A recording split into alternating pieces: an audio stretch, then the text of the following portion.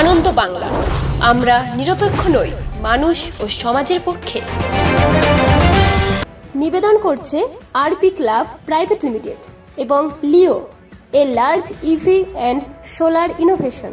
সহ নিবেদক Burdwan Unitech technical institute, যে দেয় চাকরি ও ভবিষ্যতের গ্যারান্টি।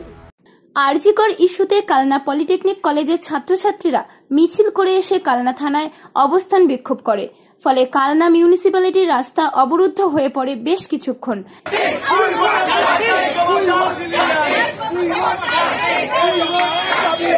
তারপর কালনা স্টেশন সংলগ্ন ST-KK রোড ধরে বৈদ্যপুর মোড় হয়ে কালনা কলেজের দিকে মিছিল এগিয়ে যায়।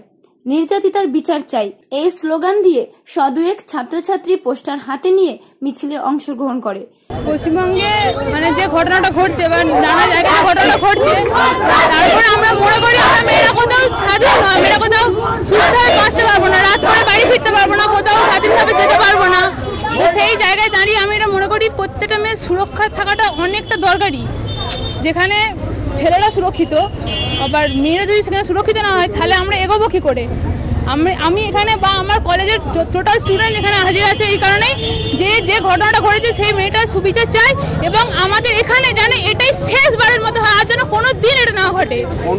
এই বিচারে আমরা কালনা পলিটেকনিক থেকে এসেছি। কালনা পলিটেকনিক, এখানকারই কালনা পলিটেকনিক। এই নরকীয় নৃশংস ঘটনার প্রতিবাদে আমরা সকলে আজকে সমবেত হয়েছি এবং সমবেত কণ্ঠে আমরা একটাই কথা বলতে চাই, আরজিকরের এই নরকীয় ঘটনার উই ওয়ান্ট জাস্টিস। আমরা এই তিলোত্তমা কাণ্ডের অতি সত্বর একটা বিচার চাই, অতি সত্বর। যেহেতু আমাদের কলেজের প্রত্যেকটি মা বোন নির্বিশেষে আমাদের কলেজে একটা বিপুল পরিমাণে মেয়েরা হোস্টেলে থাকে, তাদের সুরক্ষার দাবিতে, আমাদের প্রত্যেকের মা বোনদের সুরক্ষার দাবিতে, আমাদের প্রত্যেকের বাড়িতে মা বোন দিদি সকলে আত্মীয় প্রিয়জন সকলে রয়েছে, তারা কি আজকে সুরক্ষিত?